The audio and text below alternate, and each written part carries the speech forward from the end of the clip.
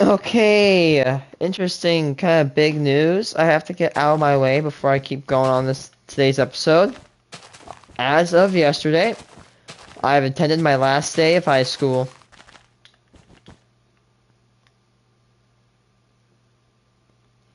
Frog sounds so weird. Anyway, now I'm high school free. Tomorrow, though, I will be staying. I will be going to work. I might stream at like 8 to like 9:30, and I might go to work after that. Because they want me to bust tables, which I actually am pretty happy to do, because now I get a little bit of extra money to pay for my car. Also, today I have a win. Check out so the guy at the store, or at the restaurant I go to, look at these. If you don't know what is a Sacagawea $1 coin. I know it's bad, you can't see it. If you want to know what I'm talking about, just search it up. But that's a Sacagawea $1 coin. It was administered only, if I'm not wrong, only in 2000. I thought it went to like 2004. I'm not too sure. They are all P minted. I wish I had one that was a D mint. But the Sacagawea dollar was made to honor the legendary Sacagawea, who was responsible for helping Lewis and Clark navigate the Mississippi. Not wrong. And yeah, it was administered only in 2000, and it was actually very interesting how it was administered. It was administered through cereal boxes, I think in Wheaties. Now, each one of these boxes back in the day had a 1 in 2 coins inside.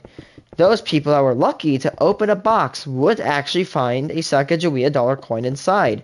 However, that event is long past, and the Sacagawea dollar coin has started to become more rarer in common currency, or almost impossible to find if you're just looking through currencies. Although, if you do know about collectors like me, like, not really, I wouldn't say like me because I don't really collect the Sacagawea coin that much. If you talk to collectors, they might have a few of these bad boys on them. My grandpa's got a ton of them. I have 5. Some people have kept them. If you do know, they are not that expensive if you know where to find them and pick them up.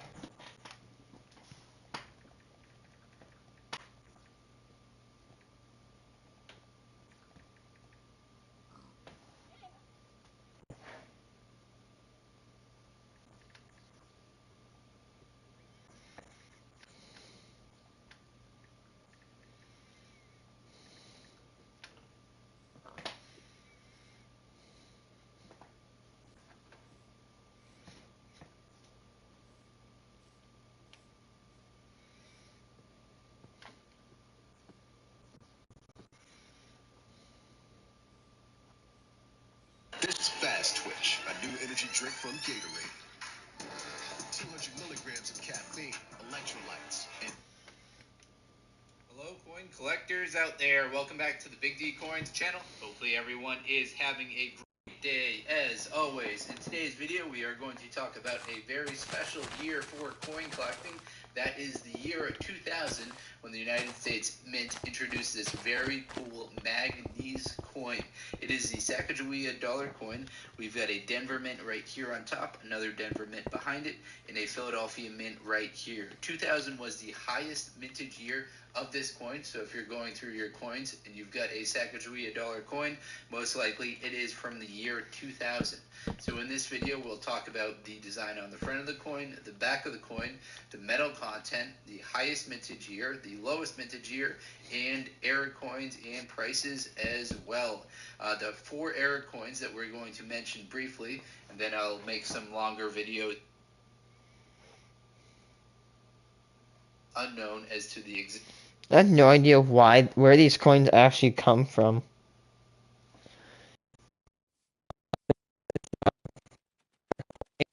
The world's scariest air fighter. This is the Messerschmitt ME3 Comet. Its unusual compact design makes it look like a child's plaything, but the Comet was the furthest thing from a toy. by far the fastest aircraft of World War II, being the first and only rocket-powered fighter plane ever to be used in combat. Being state-of-the-art also meant it had to be handled with extreme caution, however, and the Comet wound up proving just as dangerous to its own pilots as the enemy, which weren't just liable to simply crash or blow up.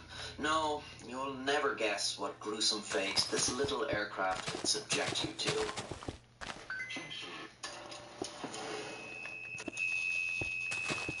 During World War II, the Germans were investigating experimental design. Dude, let's go. No, I am not praising Germany back in the Second World War. Do not tell me I'm praising them. I absolutely do not like them. You gotta admit, one of the scariest things about the Nazis back in the Second World War is that whether which side you're on, you have to give it to them. They were insanely good at engineering weaponry, which made them such a designing the nuke. They designed some of the biggest guns, some of those powerful guns. Some guns have even been used all the way up to this day. In fact, the AK was borrowed off of a concept of a German rifle back then. In fact, another thing is the Germans are the reason why assault rifles are even in existence. They made the STG-44, the world's first assault rifle. They literally designed so much weapons, and that is why they were so dangerous back then. They have a lot of, history with weapons, which is why that they are so dangerous. The type of things that they even made the biggest tank, one of the biggest guns. They are engineers. They were smart. It's worse when you have an enemy. It's even worse when you have a smart enemy. However, I would say the first half of their existence, they were pretty smart and strategic. But then after, the later part, the last three, when Germany attacked, Russia, that's when it all came crashing down. That was the stupidest, in my opinion, that's the stupidest military move ever. You missed the Soviet army, one of the most powerful armies in the entire world. They paid up for that one. Idiots. Thank God every last one of those, losers paid for their frickin' war crimes, their trials, they were sentenced to. Aircraft, also known as gliders. At this time, the Germans had already had some experience testing rocket engines. The problem with those... My God, these guys are absolute crackheads. Before they burned up all their fuel.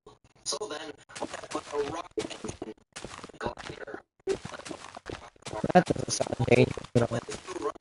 He's piloting a craft that doesn't need power to fly. After numerous prototypes, testing, alterations, variations, and a handful of dead test pilots and crew, the Messerschmitt Me-163 Comet was first deployed in combat operations in 1944. The baby plane. Some of the features that made the Comet so exceptional and so deadly. The tiny aircraft was less than 6 meters in length and held a single seat. Before takeoff, it was fitted with a dolly consisting of 2 wheels. Once it was airborne, the dolly was jettisoned off the craft, revealing a single skid as its permanent nose gear. As the Comet would be an unpowered glider once a pneumatic strut, a very common mechanism in modern-day aircraft that absorbs the shock when landing. In such a compact aircraft, it's very important that this works correctly. If it malfunctions, or if the pilot mistakenly left it in the locked position while descending, they were in for a very rough landing.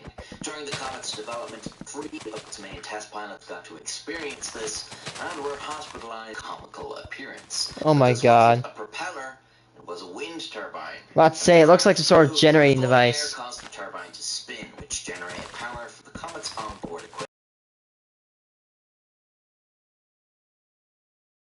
I don't know if, okay, correct me if I'm wrong, but this is kind of similar, I think, to something I heard about cars, is that I think in 4-wheel drive cars, two-wheel drive, I think the wheels are not being forced to spin, that are the ones that are not being driven by the engine. I think the other ones are actually hooked up to generators that generate electricity for the vehicle, which is why Batteries can last longer. Correct me if I'm wrong. Please take it with a grain of salt. Okay, do not. Yeah, just I heard about that. I don't know. I know trains do the same thing. Like if they're not using power to propel themselves, trains will switch to an alternate version or alternate mechanism to actually draw the mechanical energy from the wheel and turn it into electrical energy. For Engineers. its twin 30mm cannons. Of course, the Comet's most Pretty decent spectacular guns. feature was its rocket engine. With this, the Comet became the only rocket-powered fighter That is in absolute combat, crack. and it also made it the fastest aircraft of the war. In fact, test pilot Heini Dittmar twice set unofficial speed records with the Comet, reaching a speed of 1,130 kilometers per hour. It is the first piloted aircraft of Dude, the any Germans in type World War II are 1,000 absolutely kilometers per madmen. hour in level flight. Its speed record would not be broken until after the war. This is why they were The so Bell X-1 dangerous. reached a speed of 1,434 kilometers per hour in late Jesus. 1947. The problem with the rocket, however, or rather one of the many problems, was its fuel. The Comet only held enough fuel for a maximum of 7.5 minutes of powered flight. In combat, the Allies quickly engaging the Comet until its fuel was exhausted. Can you imagine being one of these Nazi flyers just flying your jet and then some ally comes along and just wastes your fuel? Yeah, that's funny. Bro, they're trolling the Germans in World War II. That's hilarious. Just make them waste their fuel. It was such a well-designed glider that it was still incredibly fast even unpowered. Not just speedy, but agile too. Every pilot who flew the Comet was incredibly stall or spin, and its chief test pilot commented that it could fly circles around any other fighter. Holy crap! That it was God, good. The glider that's was so it? well designed that even the slightest updraft Damn! would rise up into the air. A big problem when coming into land. The small That thing is fast. overshoot a runway, and with the fuel gone, you weren't going to get the chance. Okay, never mind what I was saying. If I were alive and I saw that thing, that would terrify the hell out of me. Can you imagine one of those little German air flyers? The freaking, like, Germans drop these planes. Like, that is scary. Imagine if you put a carpet bombing system on it. Comet's immense speed, you would simply zip by a target in a matter of seconds. It required excellent marksmanship to actually hit anything. Its twin cannons were only accurate to a short range as well, so it was basically impossible for the Comet to hit a slow-moving bomber. This problem was addressed with a new weapon, the Sondergerät 500 Jägerfaust. It consisted of 10 single-shot 50mm guns pointing upwards, 5 guns mounted at each wing root. The guns were attached to a photocell on top of the Comet, Like one of those detected a change lights. in brightness when there was something above the craft. So, the Comet would swoop underneath an enemy bomber, and the photocell would automatically fire the guns, the barrels of which were ejected downwards as they fired, making the weapon recoilless. It seems this Equal weapon was force, only that's used smart. once in combat in 19, taking down a Lancaster bomber. Big Could ass. climb to an altitude of 32,000 feet in less than 3 minutes. That would like really. Also present problems. Okay, I haven't addressed the issue. People that think that you can just go insanely fast, no consequences. I'm sorry to say this. There are consequences for going that fast. If fast affect your organs, you can't just affect your brain. Go so fast, it'll do that. It'll do harm to you. Pilots had to have special low-fiber diets as gas in the gastrointestinal tract would expand rapidly during ascent, making for an uncomfortable and sometimes painful climb. Because the Comet's cockpit was unpressurized, they also had to undergo training in an altitude chamber. Even still, the human pilot limited what the Comet could do, as he operated in the stratosphere without a pressure suit. A human can only endure these conditions for a few minutes before losing consciousness. The Comet's biggest hazard, though, was its fuel. It made use of sea stuff, a mixture of hydrazine hydrate and methanol. And methanol. Concentrated hydrogen peroxide. God. Okay, so hydrogen peroxide is like a rocket. wait, I put that stuff in my hands. Oh, well, guess what? That rocket fuel right there, that hydrogen peroxide, is extremely diluted. If you I've heard that my science teacher said, if you open that thing and it's 100% like pure, it would just go bouncing off of freaking walls in your room. Hydrogen peroxide, yeah, it's rocket fuel. And yes, you can deal with it perfectly. It's okay. You can handle it with care.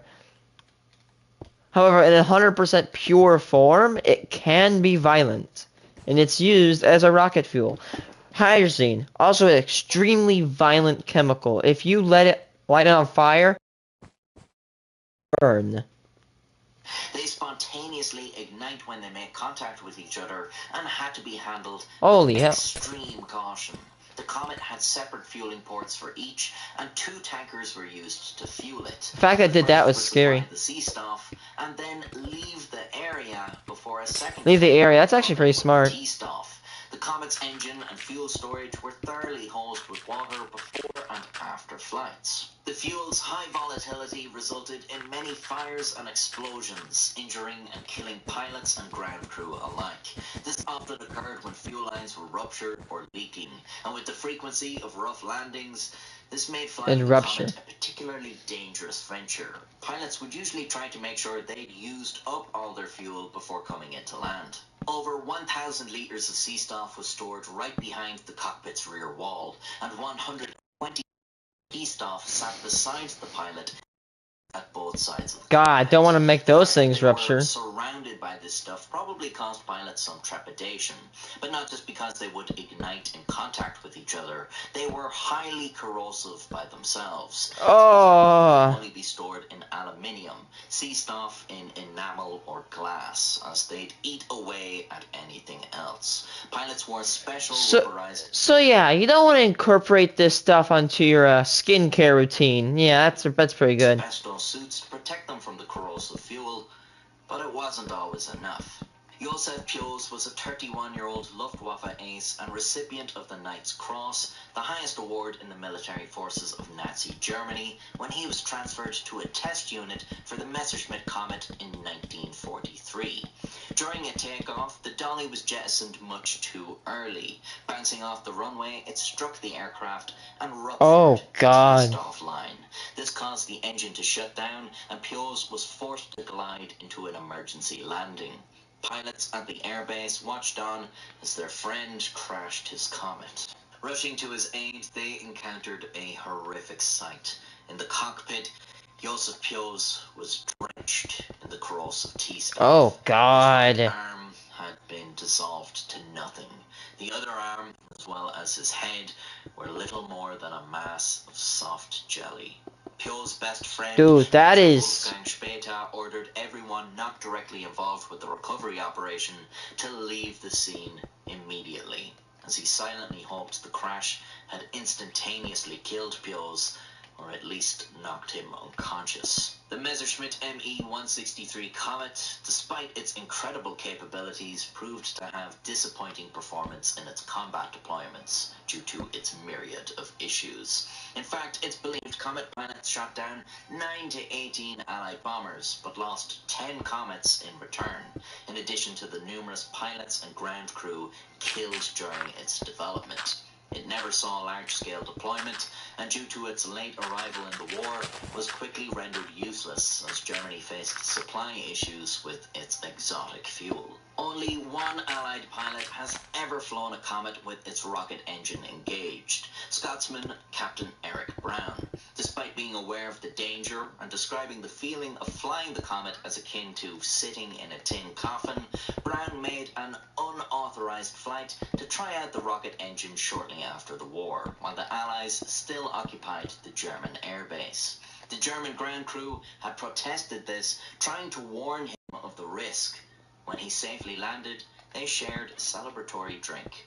In his log of the flight, Brown simply commented, "Fantastic." Other than this unauthorized flight, the Allies never tested the Comet under power, concluding that it was too dangerous. Every pilot who survived flying one was thoroughly impressed with its performance and thoroughly terrified by its dangers. Daredevil pilots were tantalized by the prospect of flying this nimble craft, an excitement perhaps only amplified by the extreme risk.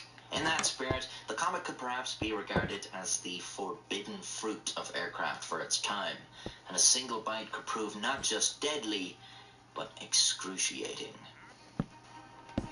That is an off way to go, to get killed by corrosion.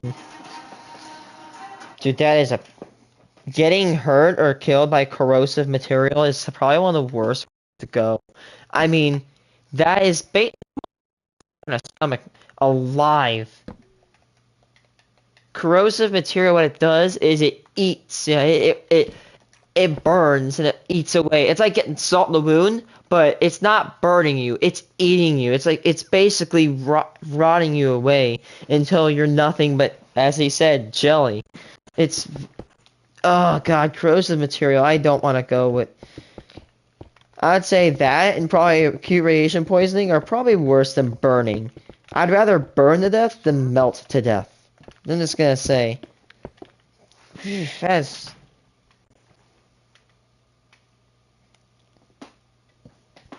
Well, Nightmares episode 2.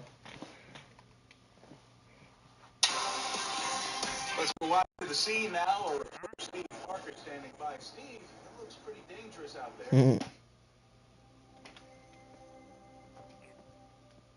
Tonight on Kitchen Nightmares, Gordon journeys to Pomona, California, and finds a fine dining restaurant that is anything but fine dining. I think we've hit rock bottom. The chef is fresh from the hood. Diamonds on my fish, diamonds on my fish. And doesn't take criticism from anybody. Uh-oh. Not even Gordon. I didn't hear not one person complain about him tonight. Did you? The owner has run out of money. I'm just surviving. The restaurant has run out of food. We don't have the salmon today. Go see bass. We don't have tequila. The head What? waitress and the chef are at war. You piss me off because you don't fucking run this shit. The prep cook has sticky fingers. I'm sorry, I am immature for laughing. This could be Gordon's This is- biggest challenge yet. I'm about to walk right now. Tonight, Kitchen Nightmares. You are not the executive chef. Let's get that right. Is this when they got their, Oh no, this is the old intro. I like both intros. That is such a cool... For like the early 2000s, that is a good intro. Pomona, California. A small middle-class town populated by aspiring artists. Wow, there's middle-class people in, California? That's kind of weird. No, that's not an insult. It's because California has become so expensive that if you're a middle-class person living in California, I'm gonna say this right now. You are, like, praise you, dude. Living middle class in California is gotta be one of the toughest things a person can do. Like, it's really expensive, and the laws are stupid over there. Like, I would be if by the time I die, like, they've banned Nerf guns. That's how bad their laws are. Students and car enthusiasts. It's home to Leela's Restaurant, a fine dining restaurant only 8 months old. Yet it's days That's away from very its stores. young. Hello. I'm the owner of a fine dining restaurant. Leela shouldn't be in the downtown Pomona Center. There's a lot of homeless people. I don't believe that Leela's fits Pomona. Our restaurant here is crazy. I mean, Ricky he's always loud. Okay, all right, let's go. You know, hey. I'm hot. That's what it comes down to. Like you walk into a club, you know, and you just walk up there and just be like, since it's my kitchen, my menu, you know, I can do that. Have a night, Brian. Get away from me, man. We clown each other. We have fun while we're in here. What the hell is in your ear, man? Well, like 14-karat gold, baby. I mean, this is the real deal. I mean, yes, it is your restaurant, but a general warning, when you do that, customers don't like that, and they will not want to eat at your restaurant if you keep doing that. I'm just saying. Yeah, just letting you know. Like, I'm more likely to eat at a restaurant that has, like, you know, staff are, like, you know, calm and composed, and they're like all wild and crazy. Because listen, as a person on the spectrum, I have sensory issues, and because of that, I also can hear things very well. In fact, too well. So that means like this simple like cheerful stuff I hear can be loud. I know I have headset on, but I try not to eat with the headset on. The only place I can take is Texas Roadhouse because, you know, they're supposed to be loud, you know what I mean? You know, like they're supposed to be loud. And I get that. Like the pick out of the food all the time.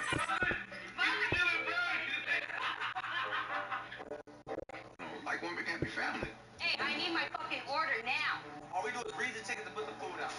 Tabitha, man, I just have to tell her, chill out. Now you're right back at her ass. I'm the one having to take this guy's order and telling him, oh, we don't have this and we don't have that. Don't blame that shit on us, because it ain't our fault. Ricky, I can't stand him. You don't fucking know how to do shit. That's why the restaurant's run the way it is. The problem with Tabitha is how she talks to people. Motherfucker that orders the shit. Oh, warning language, warning, I have to say You that. can hear Ricky and Tabitha yelling when they yell at each other. Shit, fuck no, we don't got shit now. This is not gonna be good. It's really embarrassing because your guests are like, what is going on back there? Like, I just wanted a salad. Like, it was slow and then just getting slower and slower and slower. I'm definitely losing money right now. I took all my retirement money, everything I had saved, everything, and decided to open this restaurant. I have nothing left. I think That we sucks, did our part. man. I mean, we're like really going downhill. I just wanted to see if you have some money to lend me for the rent. Oh, gee. I owe my sister $60,000. How much? Oh my god. You owe your sister $60,000. That is enough to buy two. I'm sorry if I'm like nerding out on this. That's enough to buy two Subaru Crosstrek Limiteds. Not a Crosstrek, not a Crosstrek Sport, not a Crosstrek friggin' not a Crosstrek. What do you want to say? Not Crosstrek. Yeah, not Crosstrek, not Crosstrek Sport, not a Crosstrek Premium, a Crosstrek Limited, the most expensive of the Crosstrek line. You're telling me you are so much debt you can literally buy my car twice. If I were this if there were this girl's listener, I'd be like, listen, no, this is stopping. This ain't going on for any longer. You pay me back right now, or else you're done. In my opinion, my most I would ever lend to somebody is 10 grand. If I'm like very kind, I'd lend that money. If you took out more than 5,000, maybe even 5,000, because at that point I'd be like, no, you're paying me back, or I will make you do something about it. Hear that? And if you don't ever do that, I will sue you. Like, I will get my money back. Because at the point, this girl is just stealing this person's money. I owe $64,000 for the line of credit.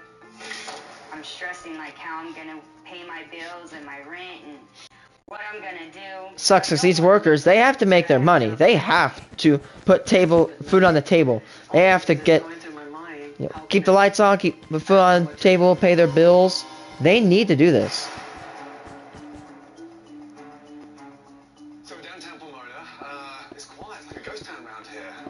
That's California. It's supposed to be fine dining, but it's very, very quiet. And the place looks absolutely derelict inside. Welcome to the American ghetto. I'm excited. I want to hear his accent.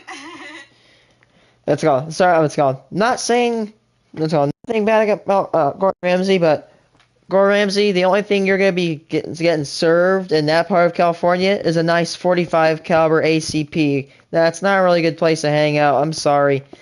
Let's go. There's like two parts of California. There's the beautiful beaches in the areas like kind of like Western LA or San Francisco, and there's the areas that are a ghetto, and that's a good place to get shot.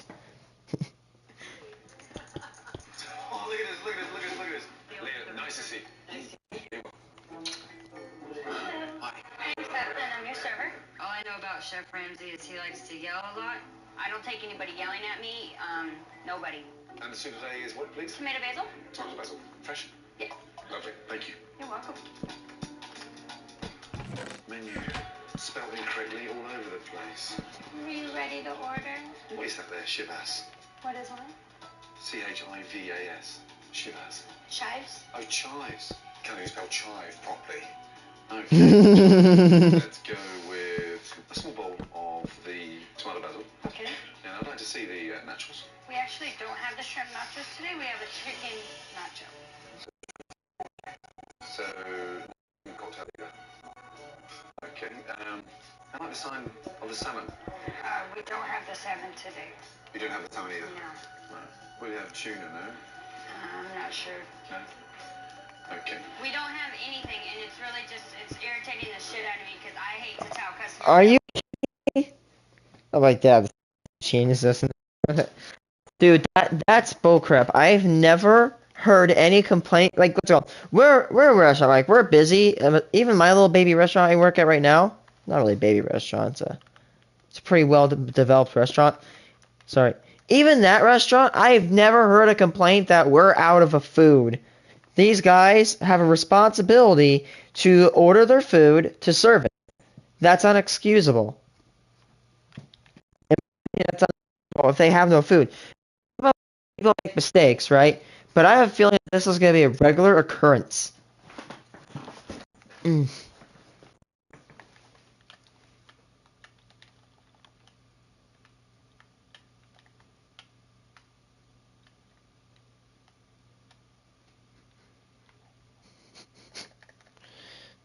have anything. I'll go for the speciality of the house, the roast. Nothing about it yet, please.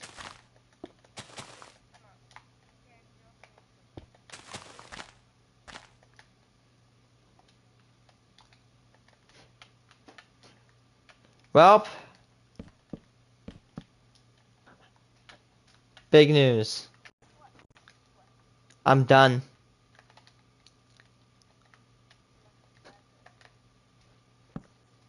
My high school, me attending high school, that's history now. It's done. No more of like the base school, right? No more of that like high school, middle school, elementary, like that's done. The only school I can take right now is trade school, college, you name it. Is this big as a quarter? No.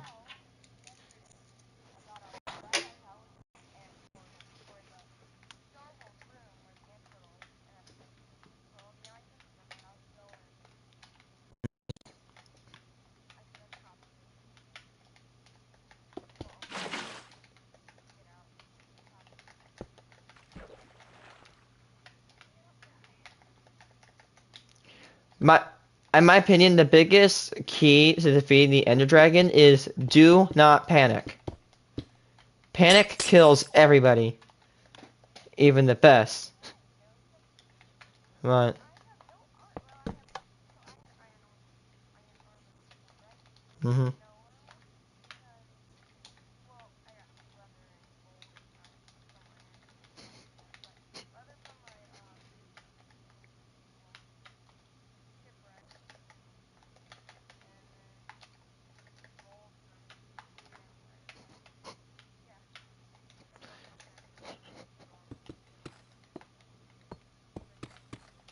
Okay, I have an idea what Minecraft should add. They should add on a menu. They should add like a construction menu for Minecraft. Like there should be two types of menus, right? There should be the menu we have right now and a construction menu.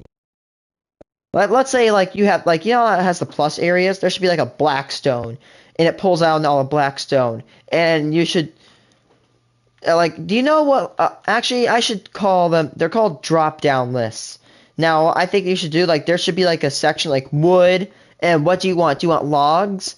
Do you want planks? And it's like if you click planks, it clicks out all the species. Or wood should be sorted by species.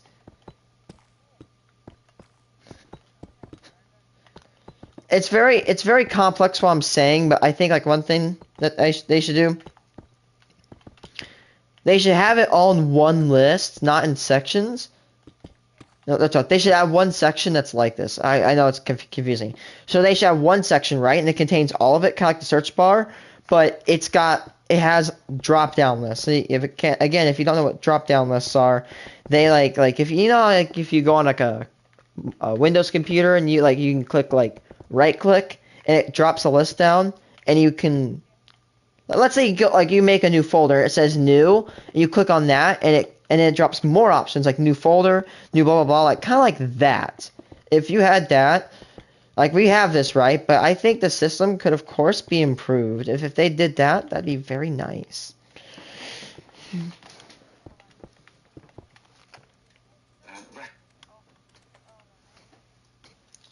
Uh-huh. In a chocolate mint sauce, please. I think so. It's very disappointing when you sit down and start ordering and half the food's not available on the menu. Okay, this is your order. Bring it.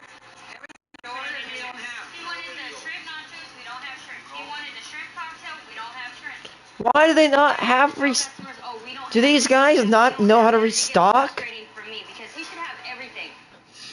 That they should. Wow. Look, I'm not nervous at all. What do I need to be nervous for? You know? He's a man just like I am.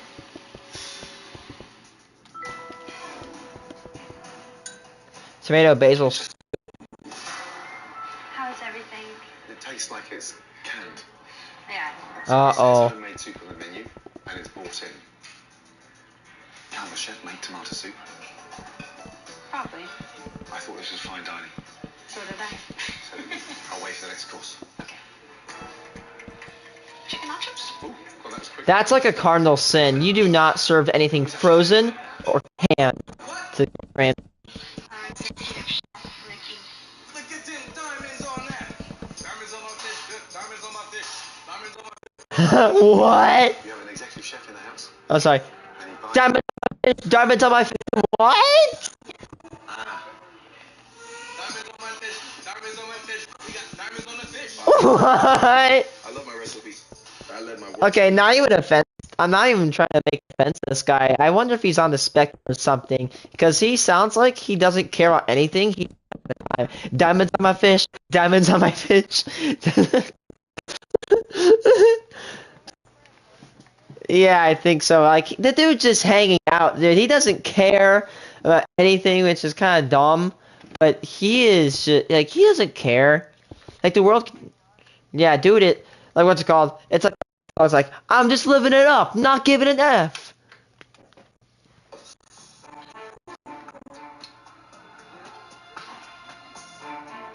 Fine dining nachos. Something's not quite right. How is everything? Yeah, really weird.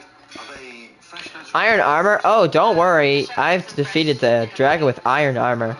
I don't think they were made fresh this morning, my darling. Ricky, when did you make the tortilla chips? The chest plate. I'm about to walk home right now. The nachos like it was the cheapest thing he's ever seen. What the fuck do you do with nachos? You know what I mean? What they call them? Twice the size, you know?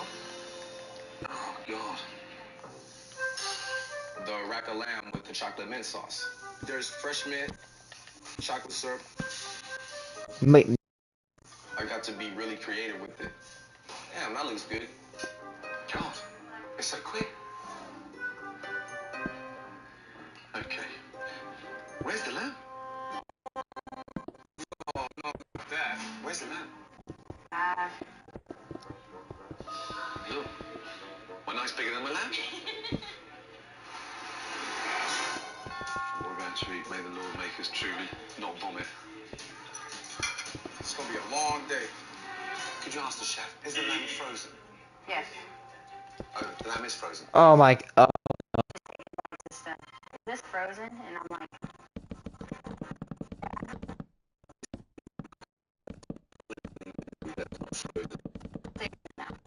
Everything is frozen. Okay, do you know what? I'll skip any further frozen food and maybe have a nice fresh dessert, please. Okay. I'm hungry. I'm starving.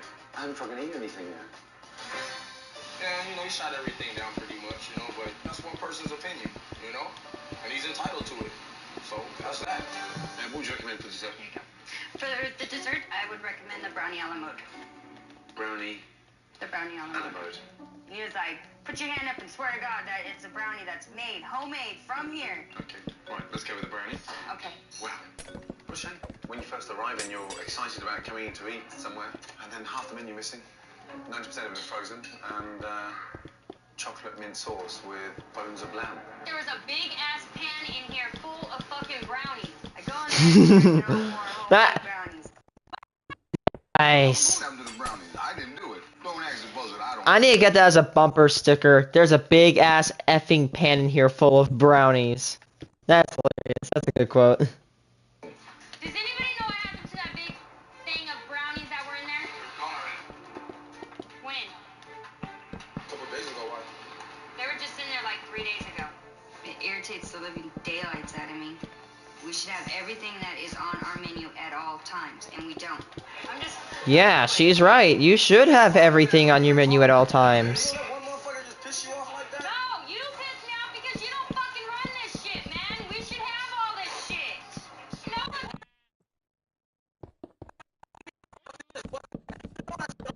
Yep, this is what destroys restaurants right here, is people fighting, the workers fighting.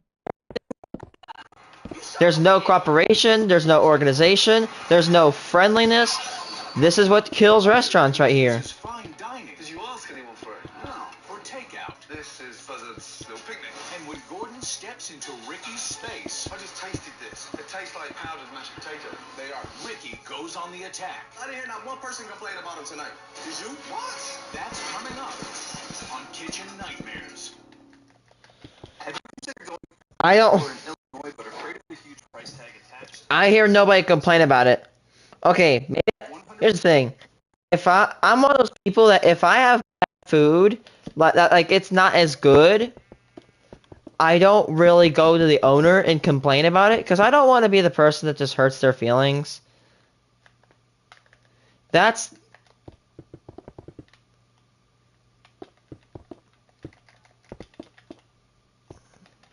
Might, yeah.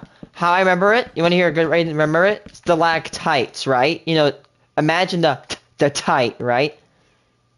The tight, like those, like if you like attach the T to a roof, it's hanging down. Stalactites. Now stalagmites, they're rising up because they're mighty. Stalagmites. Very interesting way to remember that.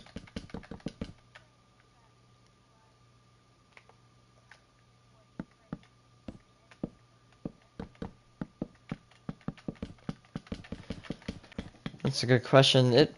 Maybe, yeah. Yeah, you would think, because you know they're kind of like a torch, like a fake.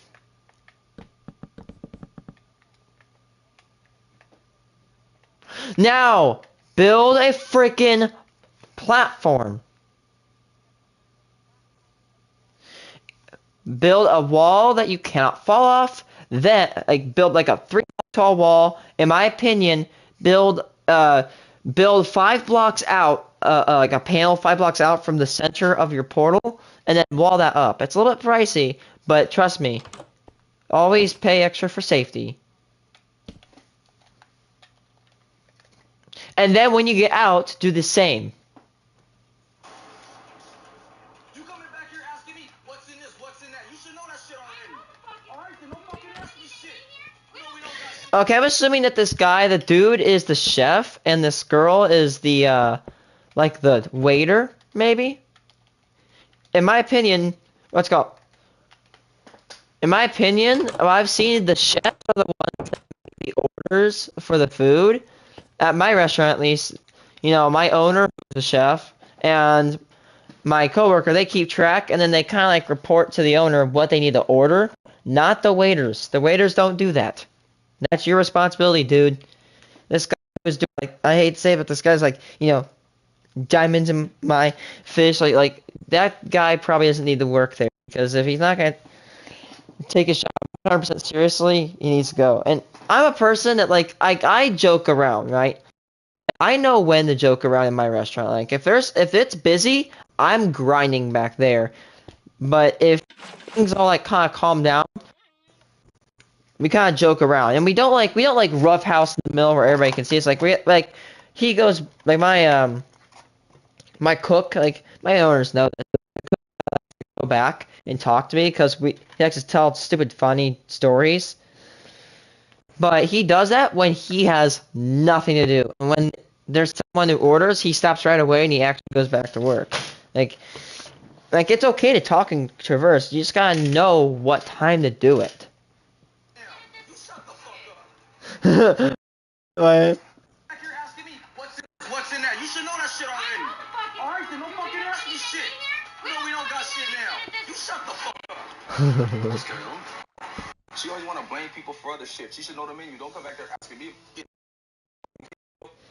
What? What are you talking about, man? You're the head chef? It says he's the head chef. You should know that.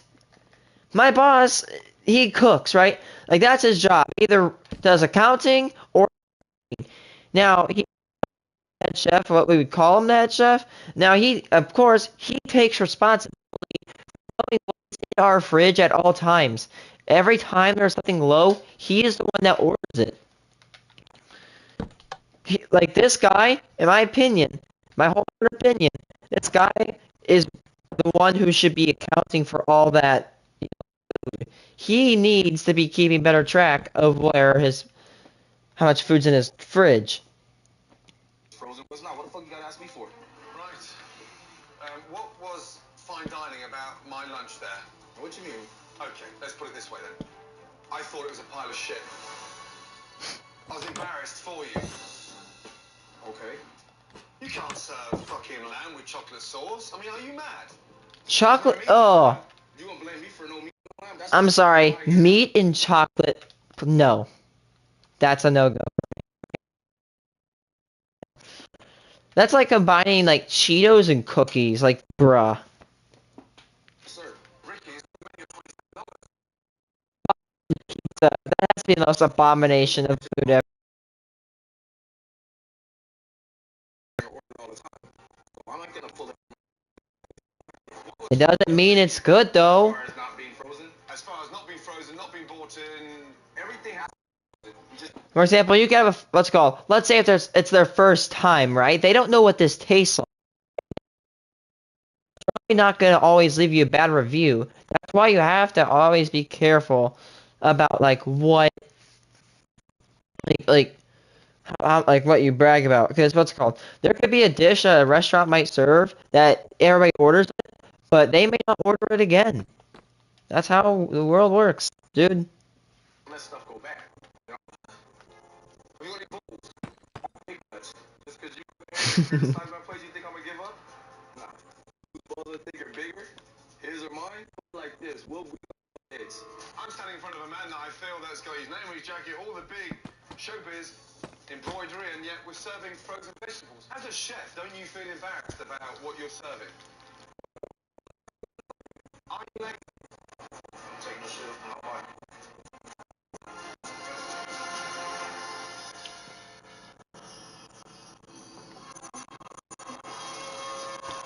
It's California too. Yesterday's fiasco at lunch. Day 2 begins with Gordon inspecting executive chef Ricky's kitchen.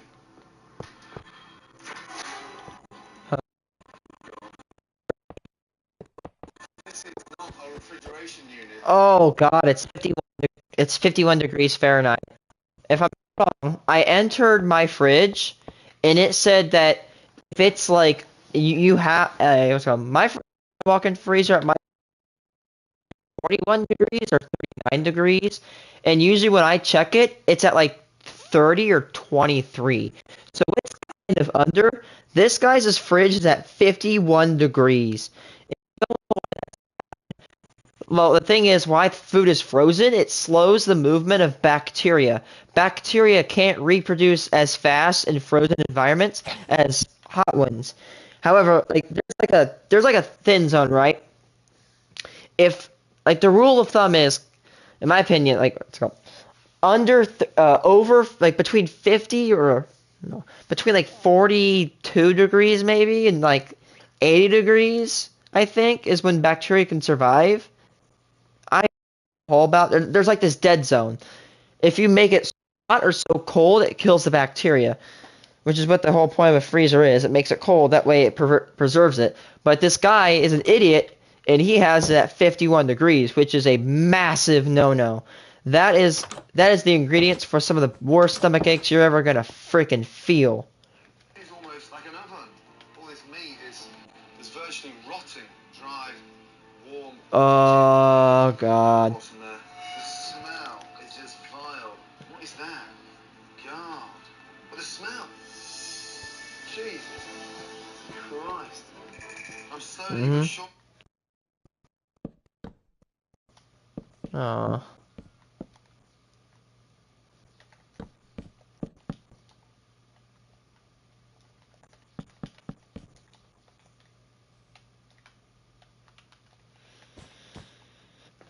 Okay. Discovering my lunch. They brought in tomato and basil soup that's finished with chili flakes. There's nothing freshly made in this fridge. Fucking hell. Ew, God. That's awful. Fuck this stinks.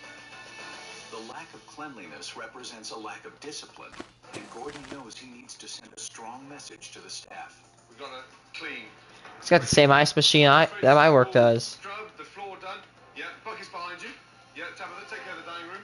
Gordon had us clean the dining room, freaking sweep like 3 times, mop, do all the windows, everything. With a concern that fine dining might not be right for this part of Pomona, while the staff cleans, Gordon hits the streets to check out the neighborhood. How are you? Good. What's the vibe like here, Pomona? It's young, vibrant, diverse. What about Leela's, the restaurant Leela's? Have you been there? I have not been there. What kind of food do you eat? The pizza joint right here.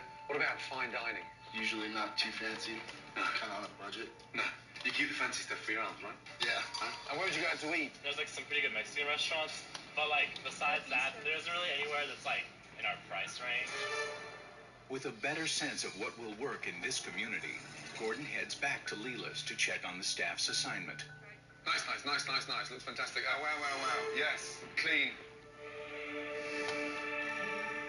While Gordon is now happy with the cleanliness of the restaurant, he is still not comfortable with the relaxed atmosphere. That's not what your sister told me last night.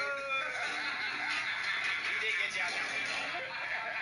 This is kind of like home, you know? Just kind of hang out, talk to everybody on the phone. I just lounge. Oh, they moved it where. We have fun while we're in here. I mean, what's the use of having a job that you're not happy with? We haven't met yet, have we? No. Boy, buzzard. Okay, that's a stupid mentality I've ever heard. Yeah, that's called yes and no. You know, if you need to get a job to make you happy. I'm gonna say this right now. If your parent, don't let your parents force you to become a doctor because they want you to. Do a job you like. Why? Because if you do a job that you hate, your life is gonna suck. You're gonna go in. You're gonna dread going in every day. Your existence is gonna absolutely suck. And yes, it'll make you money, but if you're not happy with your job, you don't make. You know, like, it leads to depression and stuff, you know? You gotta make money, but you should actually always be happy while you do it. For example, I'm pretty happy where I work right now. It's not the ideal part, like, it's not my ideal job, but, you know, the people and, you know, the work and the money, it's nice. And that's why I like it. That's why I stay at my job. If I didn't like it, then, you know, no, I dip. It's not for me. The evening started out slowly, but a local theater has let out, and a wave of customers has now arrived at the restaurant. Follow me and I'll go ahead and seat you. Alright, Ricky, where's my salmon that's supposed to be split? Holy smoke. Thanks. It quickly becomes obvious to Gordon that this... Well, thank you for the comment, dude. That is absolutely great. I really want to do my, like, wood housing for our city. If you don't know, go back to my channel. I actually have another city that I made, but I like this one a little bit better. He said he liked my building. Thanks, dude. This I didn't do any instructions on this either. I'm trying to think. Like right here, this is all mine. I call this Abterian modernism. I tried to look at any photos because I actually have a sister. She lives a while away, and she has this really nice, like she lives in this really nice apartment. And I'm like, I need to modernize this. But after failure to find a way to modernize it, I had to experiment. And then I came up with this. Here's a goal. Here, by the way, each one of these has lights. You can turn off lights in the entire building complexes.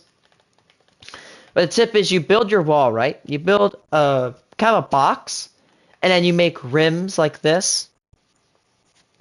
And you can kind of like put clay bubbles, like right now. The blue parts, it doesn't take up the entire inside of the gray part. But, you know, they kind of poke out like little windows. It's not supposed to be like sci-fi, like in like it's supposed to be like 2050s, like kind of modernistic, but it's not like, you know, like super duper in the future. Because I don't like chrome, because chrome is, you know, it's white. White is my kind of most disliked color, but you know, I don't hate white, but I feel like white, like chrome, is a little bit bland in my opinion, and. And it is fancy looking sometimes, but it can kind of be very, very, you know, like, like, and plus white is a color that really is easy to contaminate. Like, look at your iPhone charger. It's all great when you get it. I'm sorry, I can't talk. I'm so bad at that. Like, it looks great when you get it, but then when you give it a while, it just starts to darken.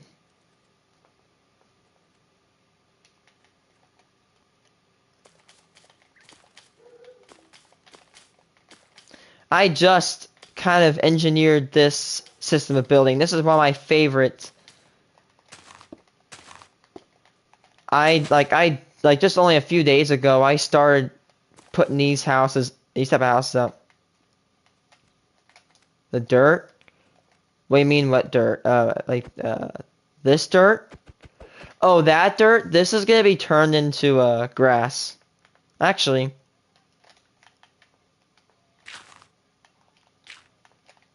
Bruh. Ready for this? Ready for this, viewer?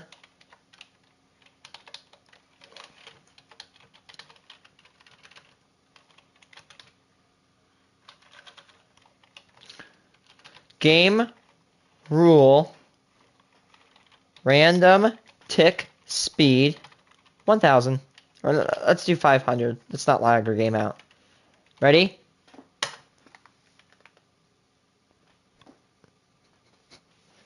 Wait, you have to go. You want grass, buddy? Huh? You want some grass? You get some grass. Yeah, don't take that out of context. Not weed. I'm talking about like grass, just you know, normal grass. Not marijuana.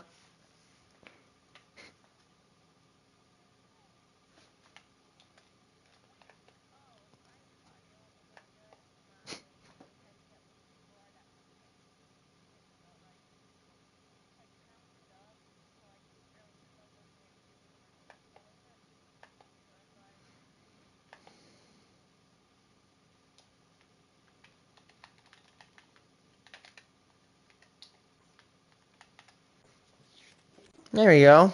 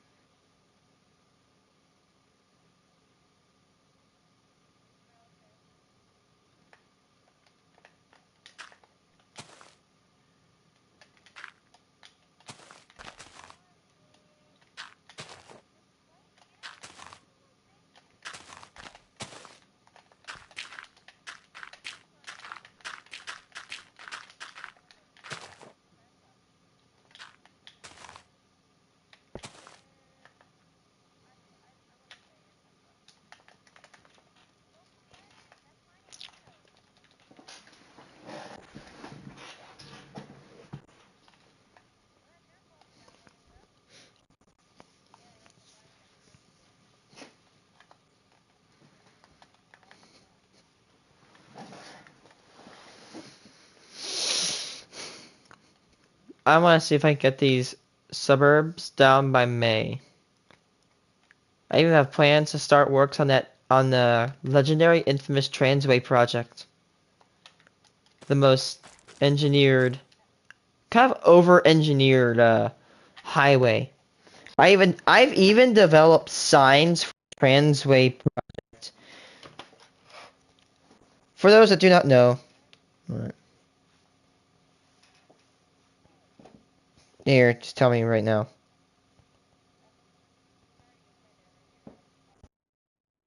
Might later. The image is super duper low res, but here's my Transway project. See that? Do you see that road right there? That road right there is gonna be Transway 2. Right? Here it is. It's really hard to see. That road right there that the crosshairs is this blue road right here. Kind of. Road is right here. Right here on this coast. This red road right here, this central road that goes down, that one is Transway number 1. It's been noted as 1, but I might switch its designation to Transway number 3, while this one is switched from Transway 3 to Transway 1, because I am trying to do it right off of the American system, where odds go up and down and evens go left and right. There are 7 transways that are built, with 4 of them going vertical and 3 of them going horizontal. This right here, Transway number 3, I'm going to redesignate that to 3, is going to go right through here. Number 2 is going to go from here all the way across here. Number 1 is going to start here, go up the coast. And number 5 is going to go up there. It's going to divert around this crest. There is a crest right here, so it has to divert. There's Transway 7 to fill in. Then there's Transway number 6, if not wrong. They are going to be elevated platforms above the ground. I can't wait to see it. Like they are futuristic highways. I have a Minecraft world on my iPad, and I have developed some prototypes of what the Transway is going to look like. I'm thinking I want to take some like sheet metal and turn it into a Transway sign. Yeah, I'm on my Minecraft world on my iPad. I use my iPad when I'm away. I try to use this to engineer things that I would on this game. Let's see, do I have... Actually, if you look here on my iPad, and if you look on my iPad and you look here, not here, but the buildings on the other side, I never showed anybody this on my channel before, but these buildings, like, behind here, and this building right here, this right here, on this iPad, this is the first building I've engineered. Like, I call them 3D. As I took giant blocks of concrete and put windows in it and called it a building, but I was unsatisfied, and I wanted to kind of push my construction a little bit further. So then I came up with this, and that actually is building. This building was not the first one built of this kind. This is actually one of the last ones built. That building with the yellow, that was the first type of structure onto it. But this building was reminiscent of the one that I built before that. And once I built that on my island, I'm like, yep, this is it right here. I've done it.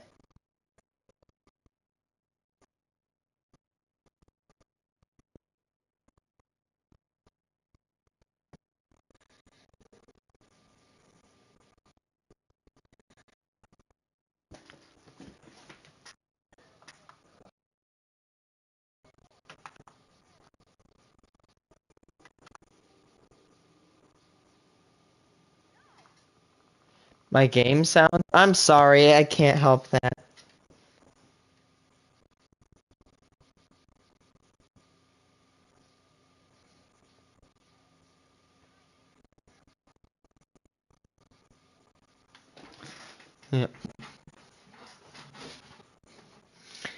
I've even developed some power lines. Yeah, I get a better picture of them, better view. I even developed some like futuristic looking power lines here. This is what the power line systems will look like in the game. Most of them, a lot of them will use what called steel tube engineering. There are two types of main power. Like, thanks, by the way. Thanks for the conversation. Thanks for the. I can't find it. I'm not gonna.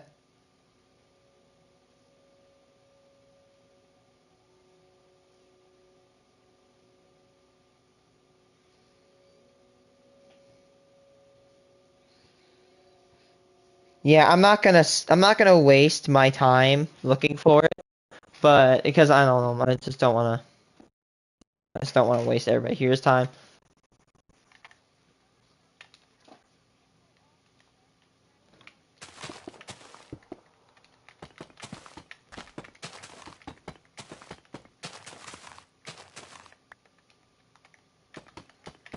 No. Anyway, so what the Translate projects will look like. Actually, you know what? I'm gonna see if I can find. There is a picture of them. I do have the design of them nailed down. Let's see if I can find it. I doubt I will.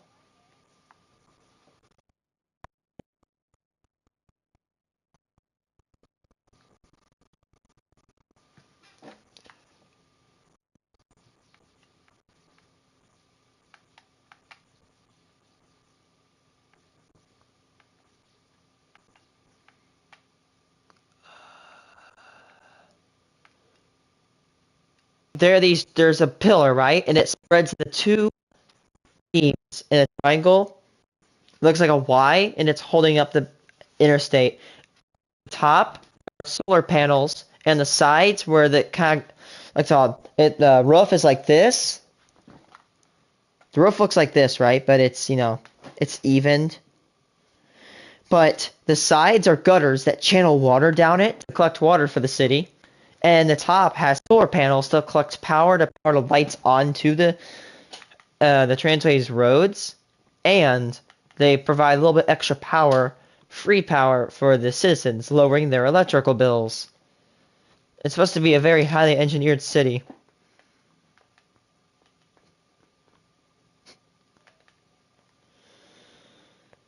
Okay. Next color for the things. Abteria will prioritize nuclear, solar, and wind generation.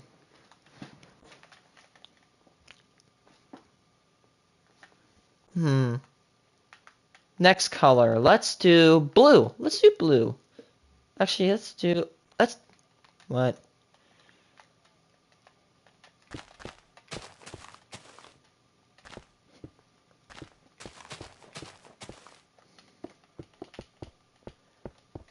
Multiple portals. Sorry, viewer, if you don't hear, I am talking with another person. Oh, wait. Sorry, what? And multiple portals? If you're asking, I think a total of about 16 can be generated. They'll generate into a circle.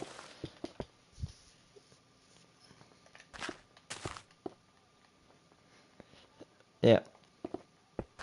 On the main end islands. There's 16 on the islands, right?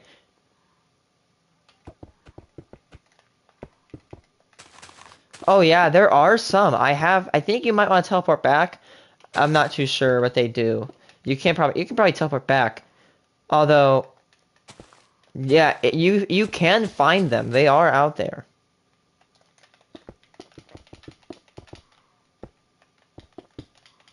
Although I would still keep that in your consideration.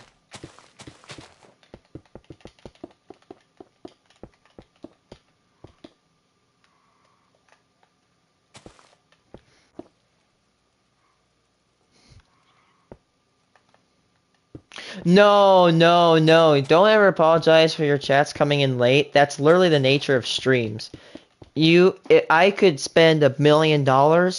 I could spend $1 billion, and it wouldn't fix that. It's just simply, the physics and how science works and how radio waves, transfer themselves. You can, yeah. You can literally be right close to me, and you'd still have at least 9 seconds of delay. Thing is, because when you send a message, the data has to get transmitted to the YouTube transmitter, now YouTube servers, and YouTube has to register that and put it right back on my comment and put on my stream. It doesn't sound like this much, but it does take a while for computers to do. In the future, I'm pretty sure that this will go slower. Yeah.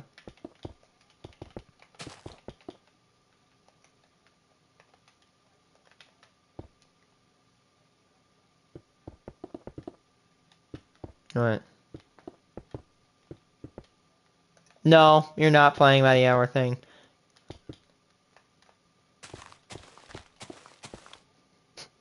Nope, you're not. My house, my rules.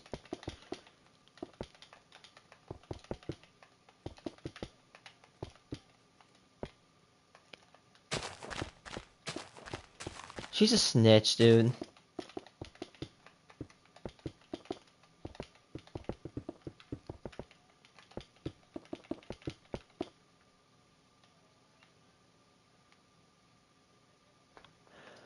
Homie, you don't want me to rely on electronics? The entire species relies on electronics. If you kill, like, bruh, if you cut electricity to a city, within a month, half the entire population would die. That's how our entire species is reliant upon electricity. Like, bruh, no. Yeah, Wyatt. You know what happens when you grow up with video games? You're gonna be a slave. You're gonna become violent. You're gonna go kill people because what? That's what gamers do. Oh my god, I hate people that do this.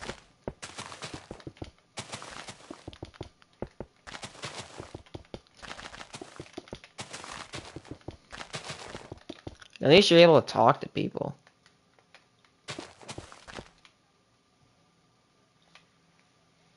Thanks.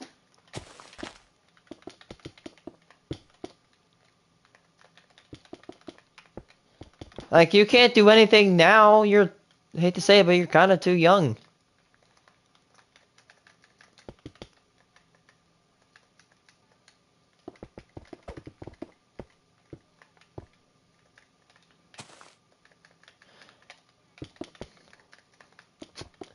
Like, bruh, look at me. I am the laziest person you're ever gonna meet, Wyatt, right? I'm the laziest person, and I play video games when I can. I'm making money, I'm paying my car bill, and I play tons of video games. And I'm pretty good. It's all about what I like to call time prioritization. Yes, I do love games, but I'm not gonna play them when I don't need to play them. For example, if I have things to do, like, maybe I'll delay them, but at the end of the day, I will attempt to get them done.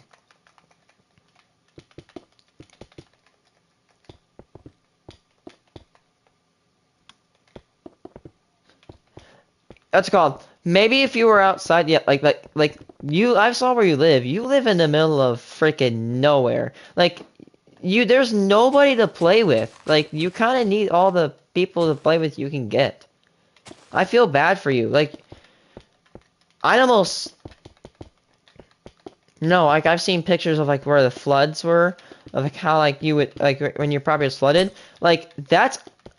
I won't want to say this because, I like games. But it's almost damaging. Because you're not playing or hanging out with anybody. You're gonna grow up to be antisocial. And that leads to a life of depression. I know you have friends that come over your house, but you get what I'm saying. Like, you need buddies.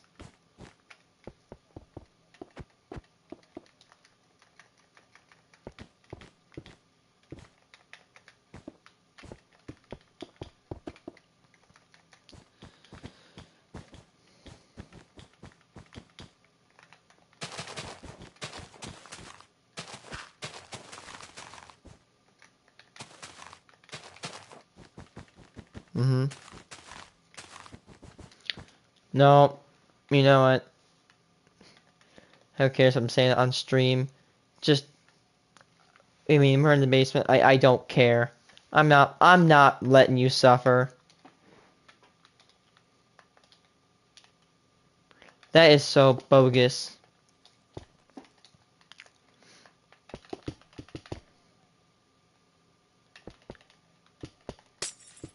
Mm-hmm.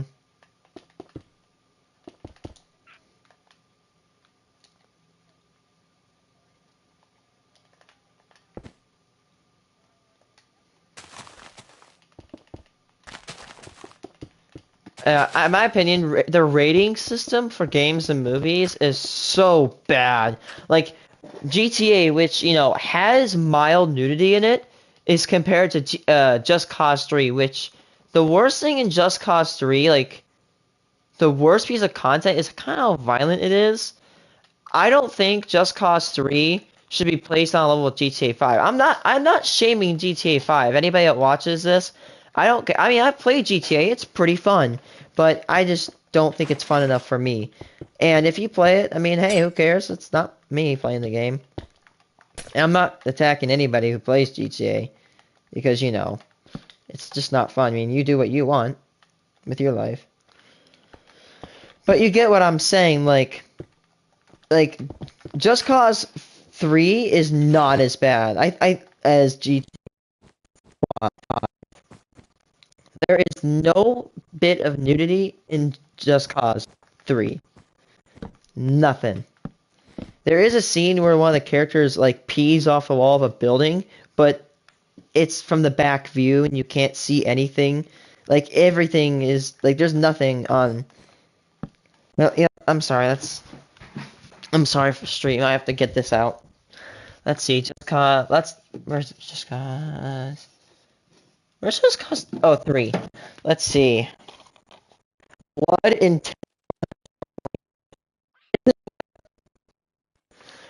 Where's Horizon? Let's get a T. Okay. Okay, so we got 2 games here. We got Horizon Zero Dawn. We got Just Cause 3. Cause 3 is rated M for blood, intense violence. Here's where it kind of gets weird. Now, Horizon Zero Dawn is alcohol reference, blood, mild language, mild sexual themes, tobacco reference, and violence. Now, I think it's because of that one, like, the flame. It kind of, like, is, you know, has some themes. I don't know.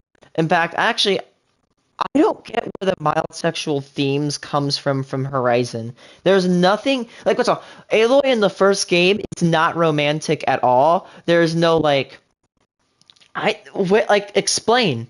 If you're gonna put this on the game, explain. So theoretically, right? If there's mild sexual themes in Horizon, don't you think that it would earn a M rating? Whereas, let's see. So we got blood, okay. Blood is on both games. Intense violence on 3, and violence on this game, right? So there's violence on a certain level. So that's 2 things that has in common. Now the thing that doesn't...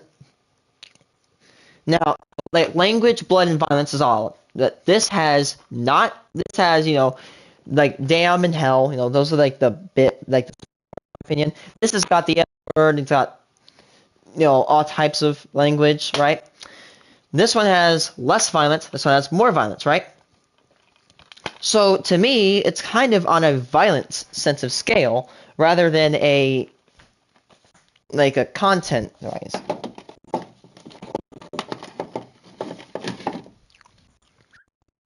So that's weird to me. I forgot about that. If Horizon Zero Dawn had mild sexual themes, where are they? Cite them. This is why I care about ratings. And by the way, on another topic, I hate these. I have to laugh at this. These parents are like, my kid's on GTA 5. Guess what? I'm 17 years old, right? I'm actually... Oh, it's May 13th.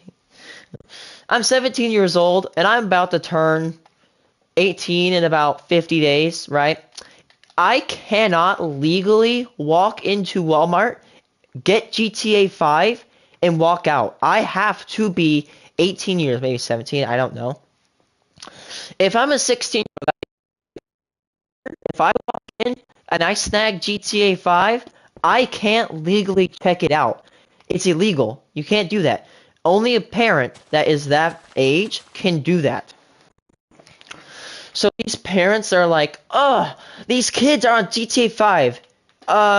Somebody had to pay to get that game, by the way. I'm sorry to say this. You bought your kid the game. You have to deal with the consequences." And it's like, hey, oh, my kid's on GTA 5 and he won't get off it. Then be a parent and get him off. If I had a child, right? If I had a child and he kept playing all the time and I didn't want him on, guess what? I'm taking the PS5 or the games, I'm taking the games, right? And that is getting shut down. And it's tiring because these parents are like, oh, these kids, I can't get them off. Like, take the PS5, take your console away. You're the parent. You can do that. That is in your power to do. Okay, I will continue watching this. Just two major opponents, Ricky in the kitchen and Tabitha in the front of the house. Salmon and a sea bass split. Exactly. Another thing is, I don't like parents that destroy their, their their kids, like, consoles. I can't talk, I'm sorry. That, what's it called? That is very bad to do. Even as a gamer, even if I didn't like games and I had a kid, I would at least take their Xbox or their PlayStation, whatever they have, and force them to work back for it. Because that just... Like, let's say you're a coin collector and you have your parents get mad at you. They literally take all your coins and throw them down the trash or the drain. Or let's say you're an artist, right? And your dad just brings an axe and starts axing on your portraits, destroying all your art. Like, that's just still, like, messed up. And I hate this stigma where it's like, oh, they're video games, they don't matter. Well, guess what? You know what is not productive with my time that takes it up? Sports.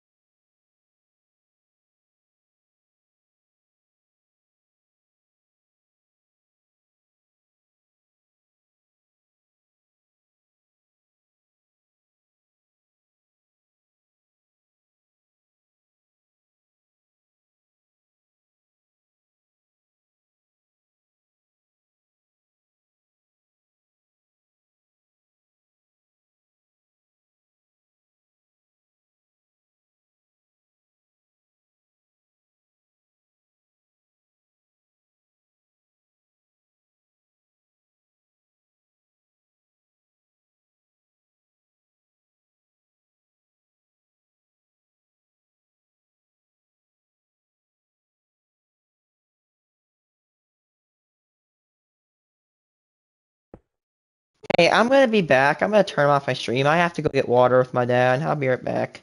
Bye, guys. I'll start.